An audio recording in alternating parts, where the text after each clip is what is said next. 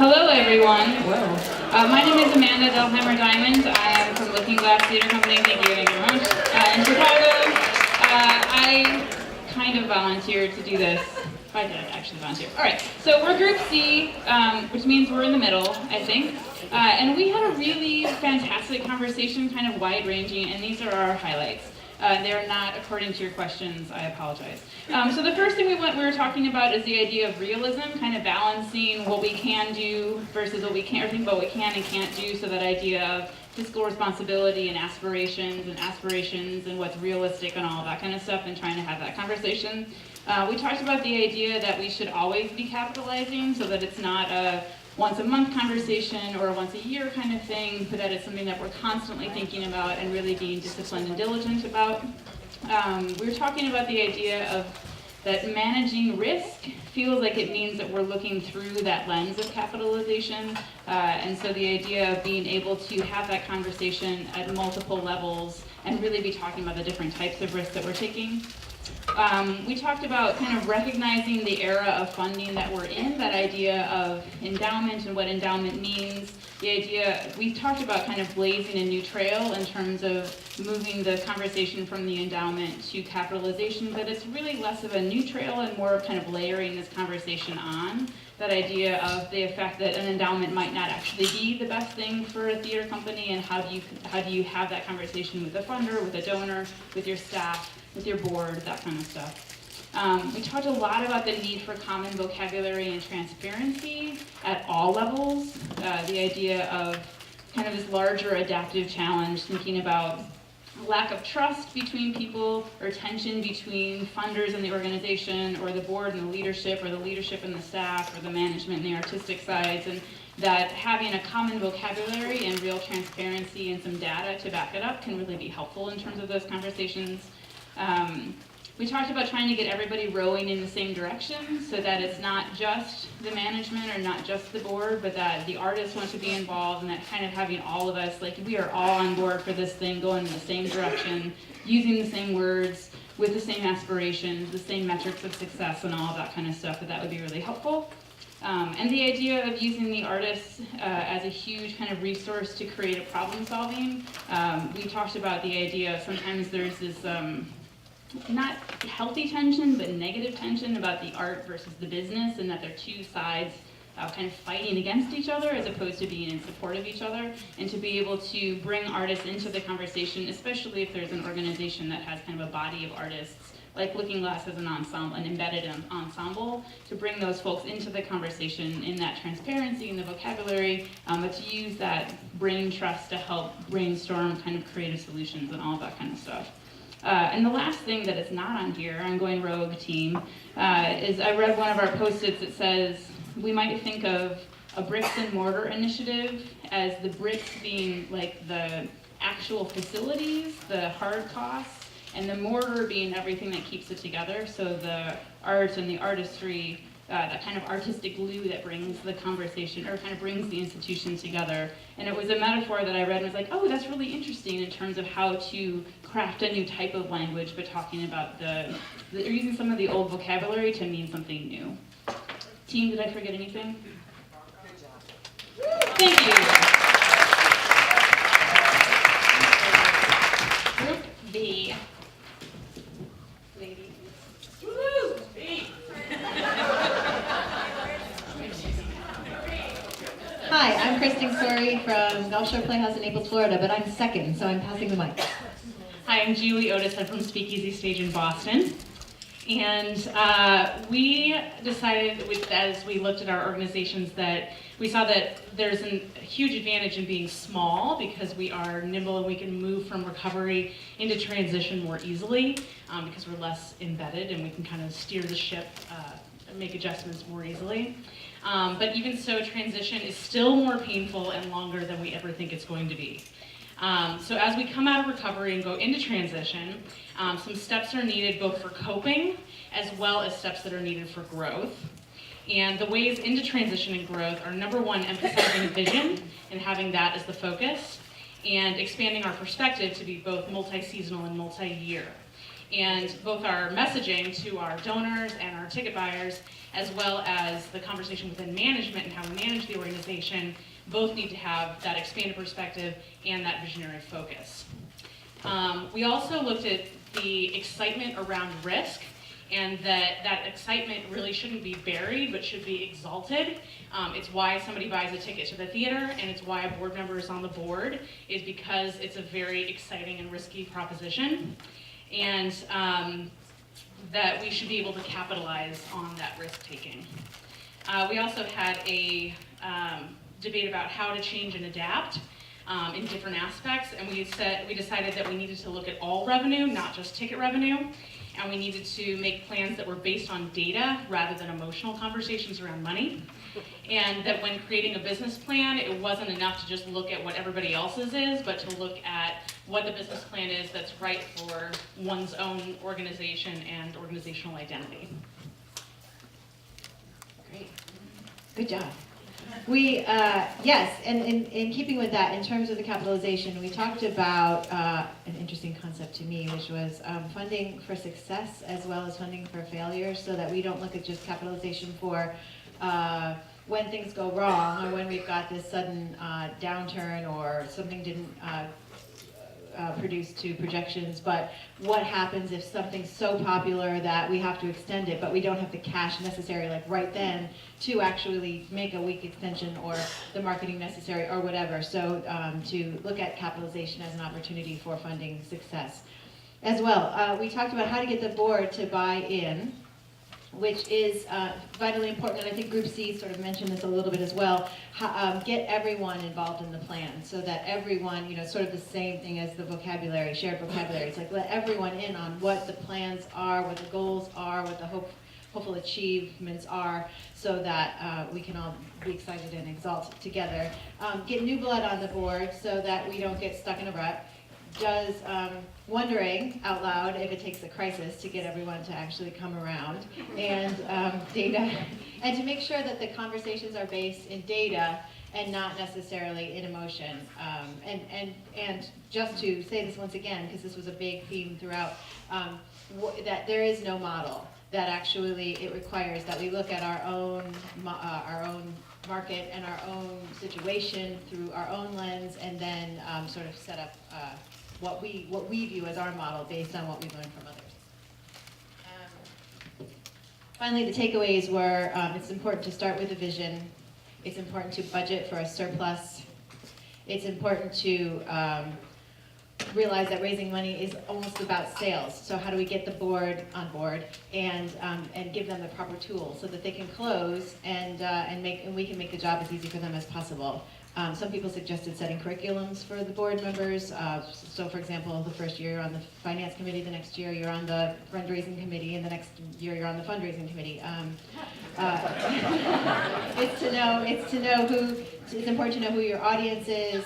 We talked about looking at actual audience. One of the members put all their patrons through a donor search to realize that there were several people with high net worth who had never given anything, and looked at that as a means of moving forward and being able to talk to these people. And finally, the most important thing is to be a model to other theaters, to spread the word that we can encourage others that a healthy balance sheet should actually be rewarded. And that's all.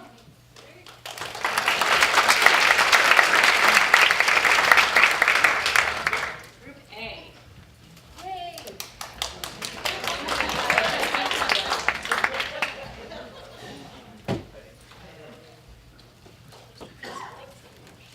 Group A. Ours is quite practical. Not too many complexities outside of some of the challenges you have with your board, and trying to bring on new funders. We talked about how effective we were in terms of capitalization. We initially started with the first session when there was a distinction made between revenue and capital. So it seemed like that got interchanged a couple times, and we were just debating about whether or not that did get interchanged, so we could get the ideas quite clear about when we're raising money for capital and when we're raising it for revenue. One over a long stretch of time versus one that is maybe over a year. And then, I have to admit, one of the funny things that came up was when Mr. Hawkinson made a comment about having a $22 million fund. And we were like, well, are we allowed to do that? Are we allowed to have fun? So it was a spirited discussion about that. Going back and forth. Get to my little notes here. So we did speak about some of the barriers to capitalization. We thought that access to donors can be challenging at times. Understanding our own costs of doing business. We had questions about budgeting for surpluses and whether or not, do you identify, or how do you identify what happens with that surplus? We also talked about restricted income. Not necessarily as a barrier so much to our capitalization, but being smart when those challenging times come up and you are wanting to go to your restricted income to cover a cost of something, because we're a small organization, and then making sure that you have separate accounts to identify what's restricted versus what's not restricted. And understanding that there is a language to financial management and making sure that we have some sort of common vocabulary, so when we do have the opportunity to speak with funders and folks that really, really like you, they'll understand it, they'll buy in, and you hope to find some success in whatever your ask is going to be. There were some neat things, there were some good things that were said within our group. One of them was understanding that we as a small theaters, we need to be able to embrace the practice of saving and prioritizing. Essentially, understanding art and understanding commerce, and the people that you bring on board. It's great to have business people on your board, but you want to have business people who get art. And you also want to make sure that your art person understands business. So.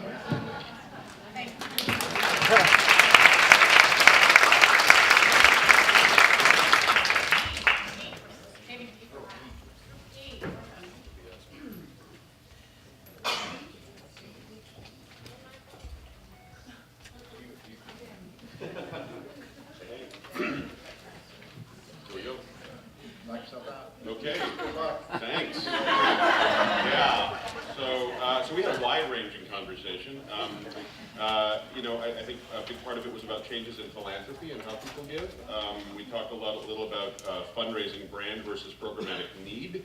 How do we make capitalization sexy to people?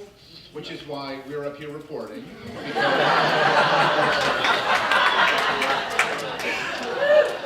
For your own capitalization campaigns, if you'd like to use our imagery, free.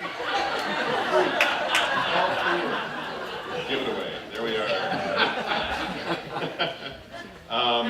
There were some great lines like, just because you can measure something doesn't mean you should. Goes back to our sexy, no, never mind.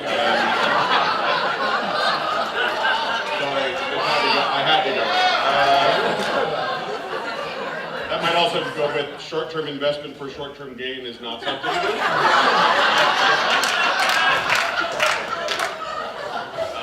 We also talked a lot about liquidity issues. Just gonna go.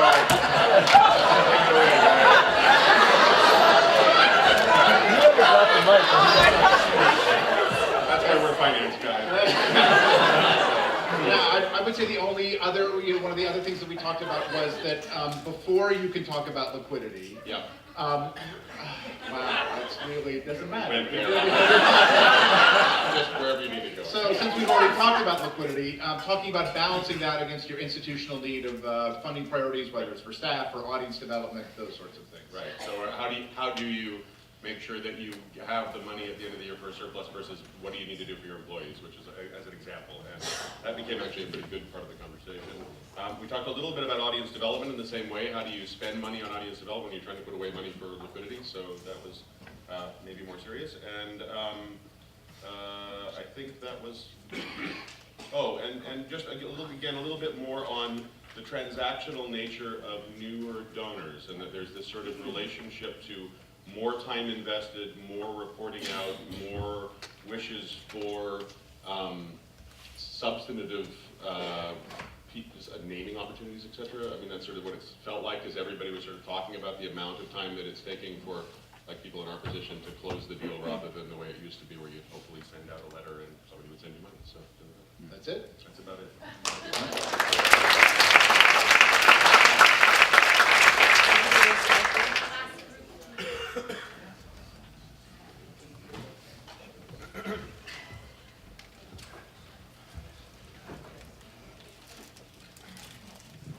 Thanks, guys.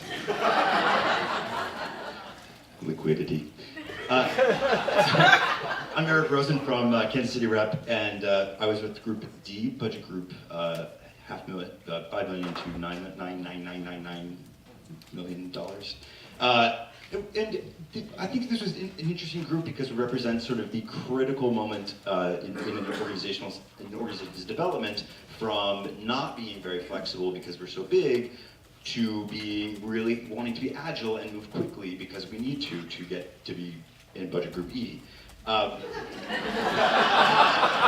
sexy group. So some things that caught our group I thought were really interesting. We talked a lot about strategic planning and how almost every organization in the room had recently done or was about to do or was in the middle of strategic planning. And yet this concept that we learned today was worth the price of admission for many of us. Just mind-blowing to think about integrating capitalization into the way we raise money, which is and how we strategize. Some of us were very pleased to know that we've been doing this for a while, by building in restricted endowments for things like new work, we're in effect creating these kinds of funds, and others of us thought, geez, where have we been? Of course you would have this kind of model where you'd have enough money to survive, and yet most of us don't. And that really is the question, is particularly when we talked a lot about campaigns and moments of transformation. A lot of the theaters in the room are going through major anniversaries, as is my own theater. And the question of how do you, when you're putting together a campaign, balance building the building or whatever facility project you're going to do, get enough money to make sure you can run it, and not just pretend like you can, and then really make sure that you have this kind of capitalization so that not just risk, but innovation can come from resource and lack of fear in what you put into those buildings, right? Because there's no point in building that building if the work is going to be exactly the same as it was, just with a nicer bathroom.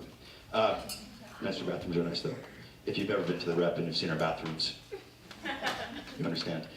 We talked, the thing that I learned the most that was so interesting is talking about board engagement, that you at first I was thinking, oh gosh, my board would never go for this idea. And then we were talking about it, boards are made up mostly of business people who, in their for-profit businesses, if they operated like we operated, they would go under because they'd go crazy, because people wouldn't work for what we work for. They wouldn't be in organizations that don't know whether or not they're going to make payroll. They wouldn't have, it's just natural. And I think actually we realize that our board members are likely to be our best advocates if we explain these ideas of being liquid, of banking our surpluses, of funding innovation and new strategies, both at the artistic and the organizational level. We would function much more like our top flight for-profit organizations that we admire the most, and yet practice, emulate the least, even though their representatives are on all of our boards.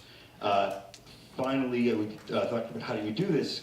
Simple messaging, surplus is okay, reserves are good, risk capital is necessary, and that it's a constant stream of conversation that has to happen. We have to get out of the campaign mode. We do this for 3 years and then it's over, but rather realize that for this to work, we're always going to be in some kind of mode of raising the resources to make this kind of liquidity possible.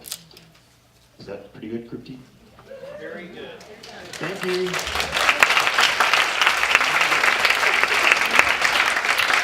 So that ends the portion on capitalization. Thank you all for playing. It's great to see you all.